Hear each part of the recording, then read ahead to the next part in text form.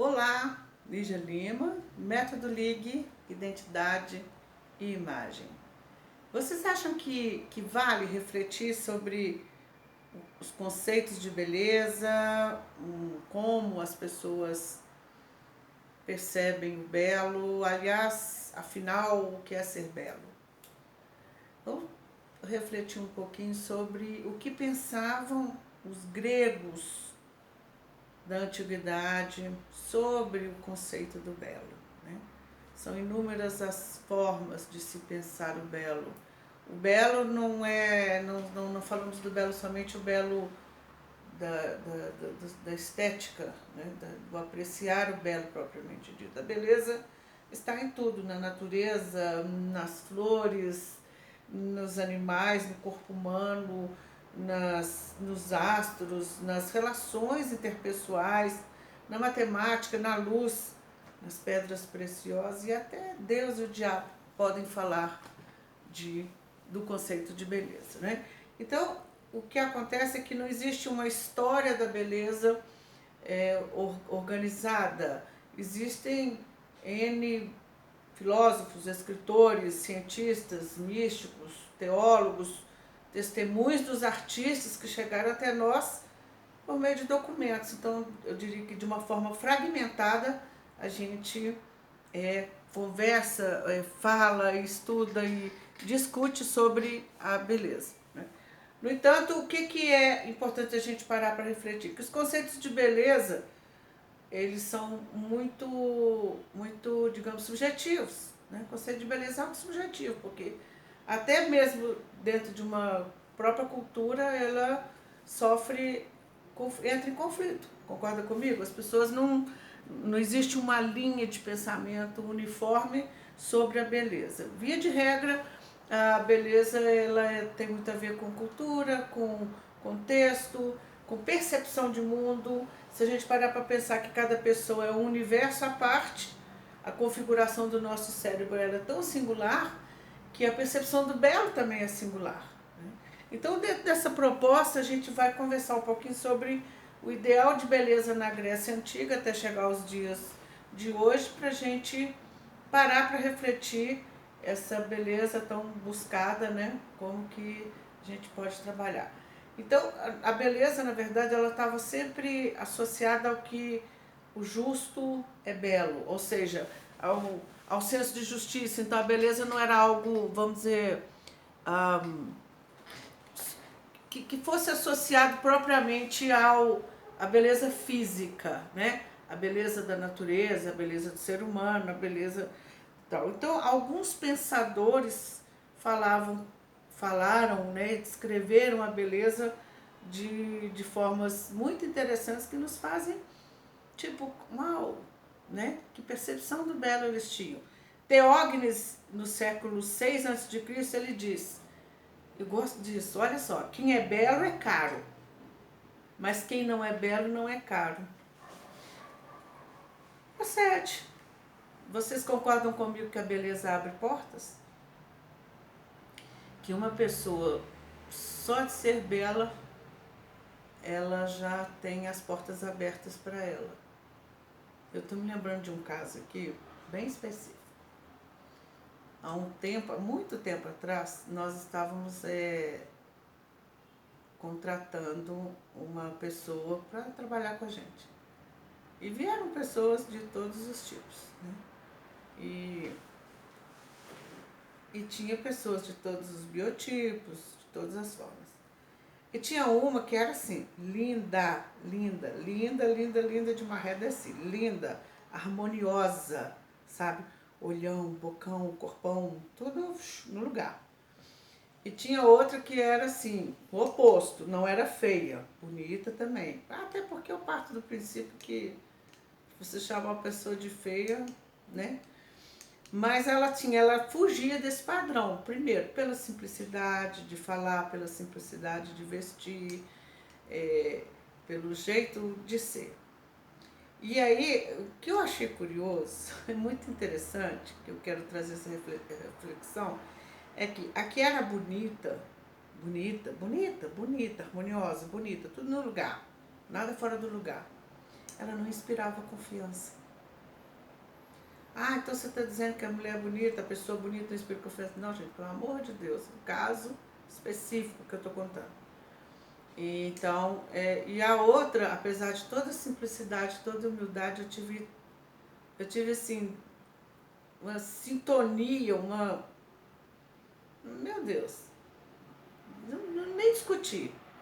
E eu gosto muito de considerar o que eu sinto, a sensação, a expressão e o conjunto da obra. Então eu entendi o seguinte, aquela toda harmoniosa, toda bonita, se mostrava mais insegura, com mais necessidade de provar valor. A outra, mais simples, não tão dentro de um padrão tão elevado, se mostrou muito mais disposta. Estou aqui lembrando da imagem das duas.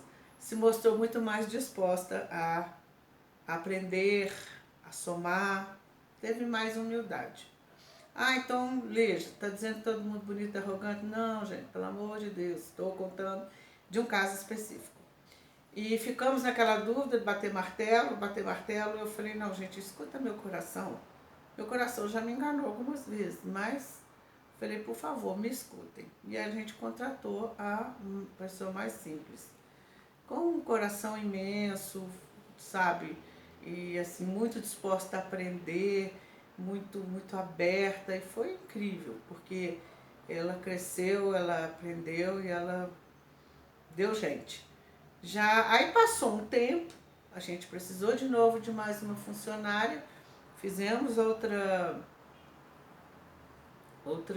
né, divulgação que estávamos precisando, essa moça veio de novo. E aí, a bonita, a harmoniosa. E aí eu falei, vamos lá, vamos dar uma chance para ela. Olha, assim, tipo, é uma pessoa agradável, né? A gente gosta dela, não tivemos problema, mas uma pessoa completamente sem ação, insegura, definitivamente não demonstrava desejo de aprender, ao mesmo tempo que ela mostrava insegurança, ela queria mostrar segurança, ficava pior. Enfim, gente, o que eu estou querendo dizer com isso? Se a gente não trabalhasse com isso, fosse considerar pela beleza, a gente teria contratado de cara a que era mais harmoniosa, e certamente ela ia dar trabalho, porque na função que ela pegou, que não tinha a ver com a primeira função, ela deu trabalho, sabe? Encostava, meio preguiçosa, arrogante, não rolou. Pessoa boa, não tem, né, não houve, graças a Deus, nenhum problema, mas a gente, tipo assim, nós nos certificamos que se a gente for olhar só pela beleza, o Teógenes ele diz que quem é belo é caro, quem não é belo não é caro. Porque a beleza abre portas, então isso é fato. Até tem um outro pensamento, que o que é belo, Eurípides, no século V a.C., ele diz, o que é belo é sempre desejável. Verdade, porque a beleza, ela é agradável aos olhos. Então a beleza, de fato, abre portas. E Homero, ele disse que, a respeito de Helena de Troia, ele disse que a irresistível beleza de Helena absolve de fato a própria Helena dos lutos por ela causados. Ou seja, o fato de Helena ser bela era suficiente para absolvê-la dos males que ela causou.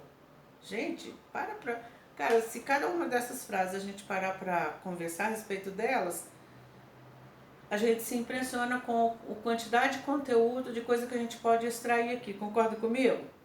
Então, porque Helena era bela, justificava aceitar os erros dela, ou aceitar quem conhece, quem não conhece, por favor, assista Helena de Troia, aceitar toda a trama que envolveu, que destruiu uma família por conta de uma inimizade entre irmãos por causa de uma mulher.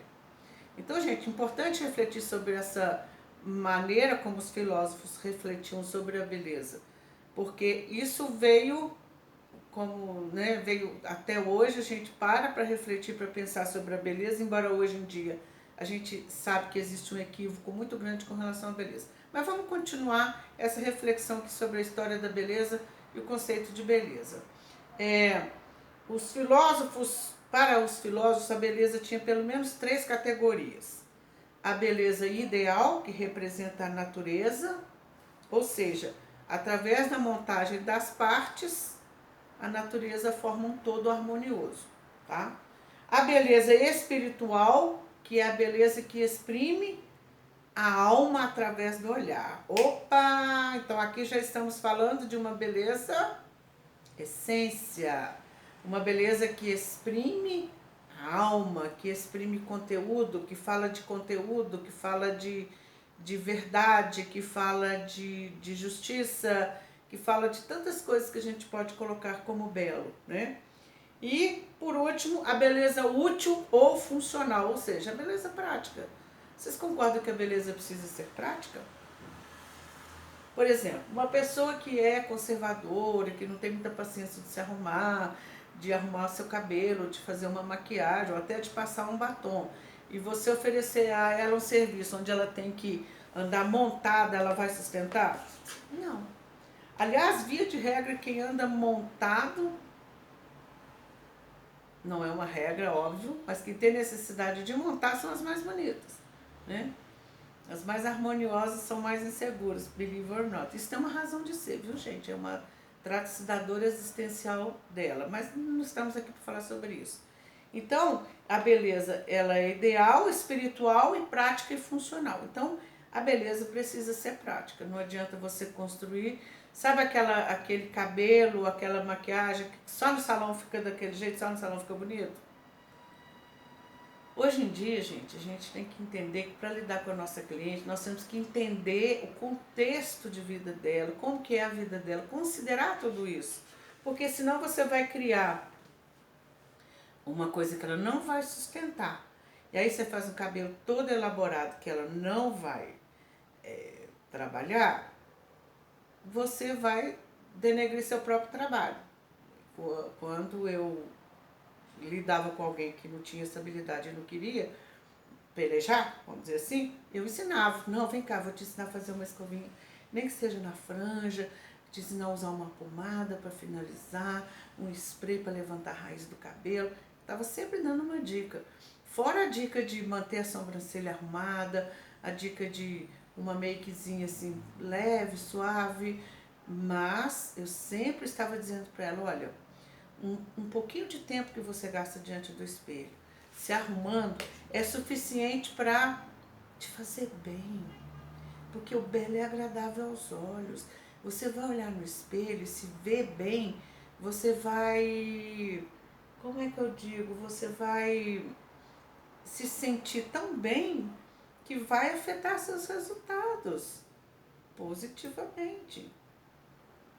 Aquele dia em que a gente não está se sentindo, hoje eu tô, a gente não fala, hoje eu tô ó do borogodó. Geralmente quando a gente está por fora é porque a gente está por dentro, gente. Porque, gente, de novo, eu digo, nossas expressões, nossas ações, nossas palavras, o próprio formato do nosso corpo tem a ver com quem nós somos por dentro. Então, o nosso corpo é a parte visível da nossa mente. Aquilo que a nossa mente não mostra, o nosso corpo revela. Então, de alguma forma, a gente transparece, né? Deixa aparecer. Então, Platão, por exemplo, ele dizia que a beleza tem uma existência autônoma. Ou seja, ela distinta o suporte físico. Ele dizia que o físico acidentalmente exprimia, né? Ou exprime uma beleza que é a que está lá dentro, que é aquela que vai além do físico, que ela resplandece. E ele termina essa frase dizendo assim, nem a todos, portanto, é dado o perceber a verdadeira beleza. Meu Deus, se a gente pegar essa frase aqui e destrinchar, nós temos pano para manga. Nem a todos é dado a perceber a verdadeira beleza. Uau! Vamos lá. Nós, como profissionais de imagem pessoal, ou os profissionais de imagem pessoal, vocês concordam que necessariamente é importante que eles trabalham essa percepção do belo de cada pessoa, não do bonito, harmonioso, Eu estou falando de belo, não do bonito. Bonito é o senso estético, é a harmonia. Nós vamos trabalhar com o bonito a partir do belo. Mas se o profissional não tem essa sensibilidade, esse desejo de perceber o belo de uma forma singular, porque cada pessoa tem a sua beleza singular, nós não vamos ter, nós não vamos trabalhar de uma forma consistente. Nós vamos continuar fazendo o que todo mundo faz, que é buscar o belo de fora para dentro. Então, muito importante essa frase aqui de Platão. Nem a todos, portanto, é dado a perceber a verdadeira beleza. Então, eu quero que os profissionais, aliás, meu trabalho é esse, é despertar nos profissionais o desejo de perceber o belo, ver além, conseguir ver pronto. E aí eu vou citar, sem dúvida alguma, me veio aqui à memória, Michelangelo. Perguntaram para Michelangelo o seguinte: Michelangelo, como assim? Como que você esculpiu Davi? Que coisa maravilhosa, que riqueza de detalhes. Ele olhou e falou assim, para ele foi tão assim, sabe, natural. Ele disse assim: uau, eu olhei para um bloco de pedra e tirei dele tudo que não era Davi. O que sobrou era Davi. Então ele conseguia olhar um bloco de pedra e já ver Davi pronto, já ver a sua obra esculpida pronta. Via de regra isso acontece com a gente. Nós temos uma percepção do belo apurada, sim, todo profissional que trabalha com a imagem, se não tem, deveria ter, ao ponto de a cliente chegou na porta, você já consegue vê-la pronta. Embora não é bom você vê-la pronta antes de conversar com ela. E você pode alucinar e ver ela pronta e acertar, como você pode pensar em algo que é o oposto do que ela precisa. Por isso que a consultoria é importante. Mas a gente consegue ver a pessoa pronta. Isso é maravilhoso. Davi disse que também... Davi não, Michelangelo disse que... Tá vendo? A gente já fala de Davi como se fosse gente. A obra de Michelangelo.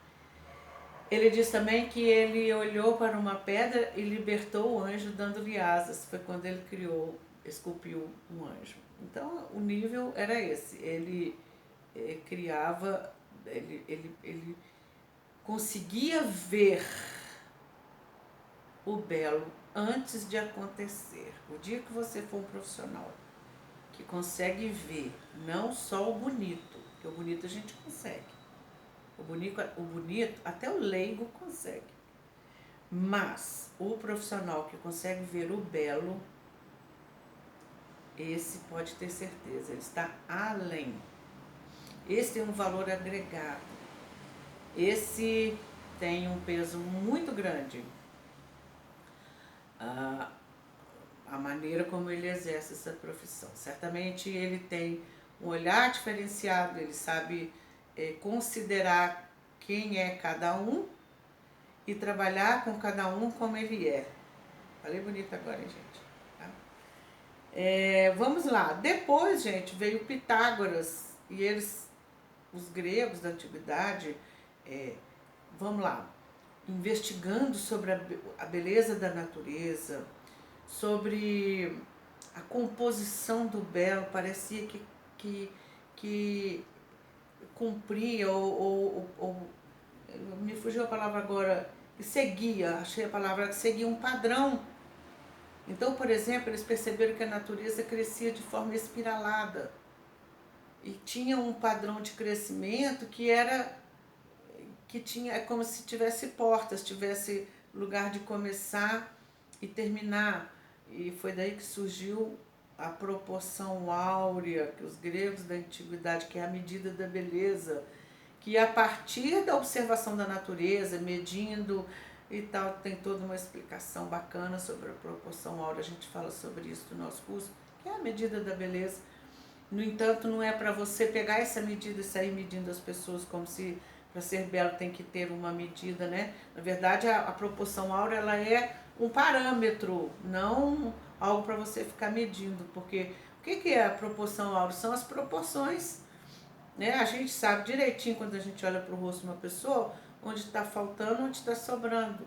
Você tem a testa pequena, então a gente já trabalha intuitivamente na hora da construção da imagem. Mas na verdade é esse chip do belo que é a proporção áurea, a medida da beleza, que foi Deus quem criou, porque está em toda a natureza, e os gregos na antiguidade descobriram essa medida e criaram inclusive uma fórmula matemática para essa medida, que é representada pela letra π, letra grega de Fídias, que o valor aproximado é 1.618. Bom, tem toda uma explicação. No entanto, aconteceu uma coisa nessa época. Quando eles descobriram que na beleza havia um número, eles falaram assim: uau, então para haver perfeição é preciso seguir esse padrão. Quando você pensa em termos de natureza, naturalmente segue esse padrão, tudo bem. Mas quando você pensa em termos de ser humano, vamos lá. As pessoas são diferentes, né? E hoje que a gente tem um conhecimento novo que fala que, na verdade, o que modela o formato do nosso corpo são as nossas emoções de 0 a 5 anos de idade. Quer dizer, por trás da forma do nosso corpo existe a nossa história. Através da forma do nosso corpo a gente identifica a história. Hoje eu faço esse trabalho de análise corporal, é uma coisa maravilhosa. Então, se tratando de ser humano, não é o belo pelo belo, uma mera fórmula de matemática. Tem uma fórmula matemática, tem valor? Tem. É parâmetro? Sim. Mas não colocar isso como uma regra, porque foi o que aconteceu na época. As pessoas que estavam dentro desse padrão, elas eram meio que sofriam bullying, né? Tipo, se a pessoa nascesse com um aleijão, com a testa muito curta, o queixo muito longo, ou vice-versa, ou o olho muito aproximado, pequeno, com uma mandíbula grande, que não houvesse dentro desse, né, a proporção dos terços ali milimetricamente dentro de uma regra matemática, que é chamada regra de ouro, estaria fora, e essa pessoa seria meio que relegada, né, tipo a um segundo plano e não teria valor. Isso é muito sério, né, gente? Pelo amor de Deus, já pensou você viver numa sociedade? Tá, vamos lá, mas eu vou até já trazer isso aqui de uma vez. Apesar da gente saber que não é por aí e que a gente não vai sair medindo o rosto das pessoas para poder enxergar esse padrão, hoje anda acontecendo, eu diria que é um retrocesso. É um retrocesso. Vocês já repararam que as pessoas estão ficando padronizadas quando se trata de preenchimento, volumização? Não sou contra fazer não, gente, a casa que a gente até indica. Mas vamos lá. Cara, tá muito. As pessoas, se não estiverem dentro daquele padrão, pronto, não tem valor. Se ela for mais cheinha, por exemplo, eu tenho 62 anos. Quando eu era mais jovem, eu era bem mais magrinha. Só que tive 3 gravidezes com 42 anos, 2 abortos, tive uma filha, graças a Deus. Mas, sabe, eu perdi um pouco o rumo aqui. Então, e fora que isso tem a ver com as minhas emoções. Porque hoje, quando eu sei que as nossas emoções é que modelam o nosso corpo, eu sei que... Então, gente, por eu ter 62 anos, ser mais gordinha, estou fora do padrão, minha palavra não vai ser aceita, eu vou sofrer bullying, eu não vou ter valor para a sociedade? Gente, pelo amor de Deus, nós que trabalhamos com beleza, mais do que nunca precisamos ter essa consciência, até para trabalhar as nossas clientes e dizer para elas e para eles que, meu Deus, por favor, não faça isso com você. É uma exigência acima da média, é uma ditadura. Então, assim, o que aconteceu que a gente percebe? No princípio, existia aquela junção, né? Se pensava do belo como o espiritual, o físico e o funcional, tá? Beleza prática. Depois veio a descoberta da proporção áurea, descobriu-se que existia uma medida da beleza, existia um padrão, que inclusive a partir de, né, contas criaram uma regra de ouro, que é o número de ouro. E aí começou-se a medir todas para achar proporção em tudo, ao ponto de colocar à margem da sociedade quem estava fora do padrão. Horrível isso.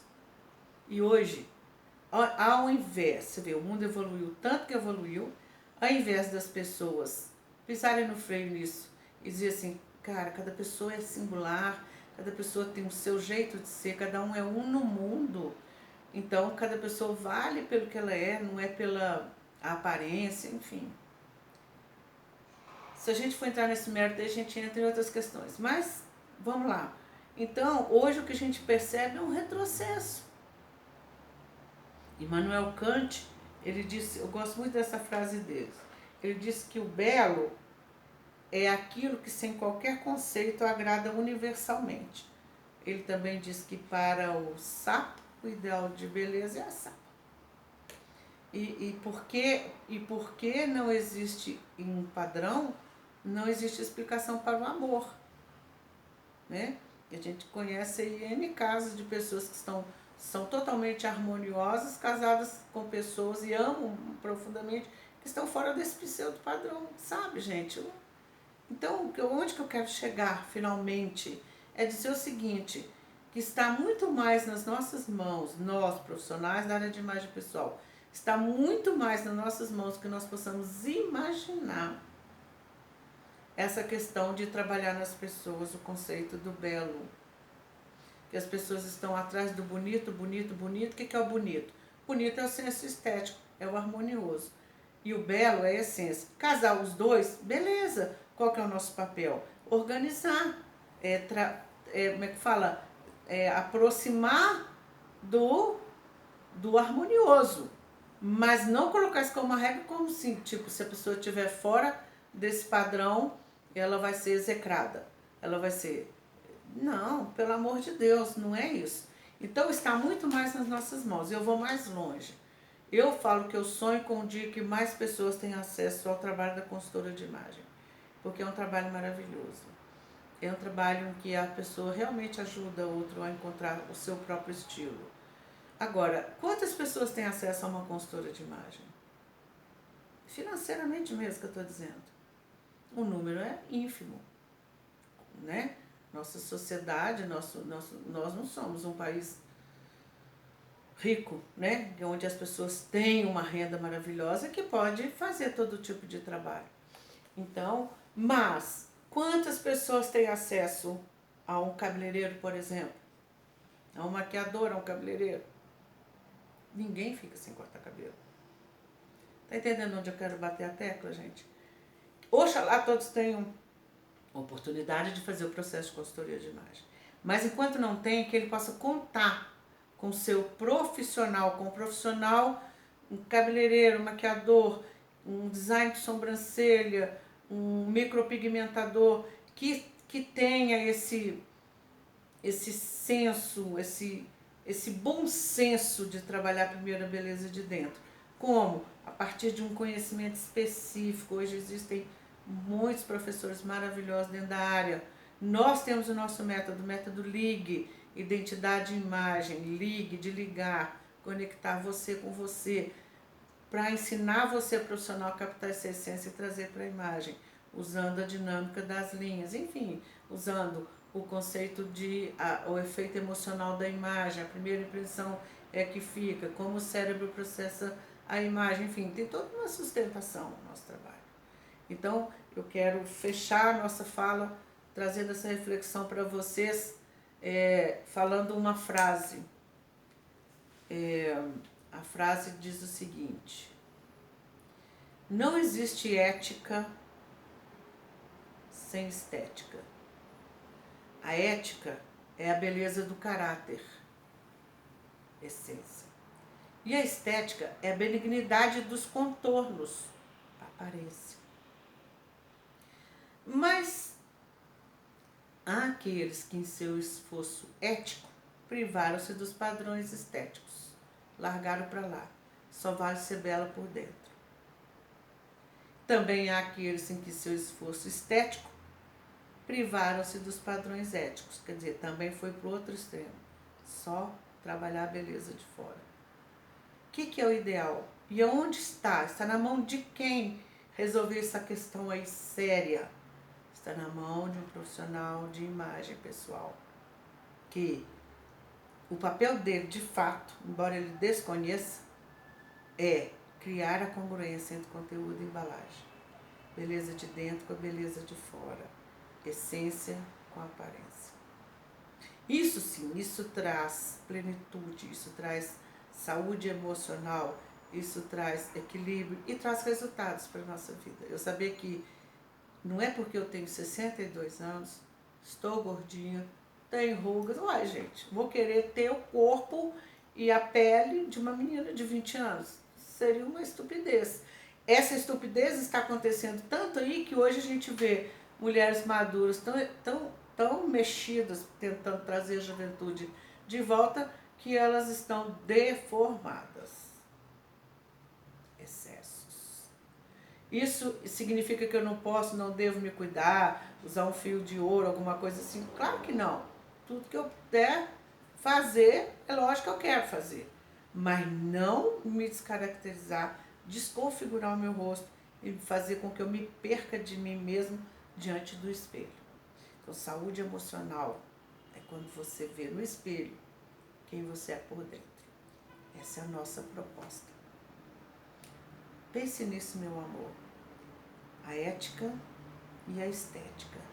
A ética é quem você é por dentro e a estética é quem você é por fora. Você pode unir o belo e o bonito. E o profissional de imagem pessoal faz isso. E essa é a nossa proposta. Esse é o conteúdo que nós temos para oferecer para você. Um beijo.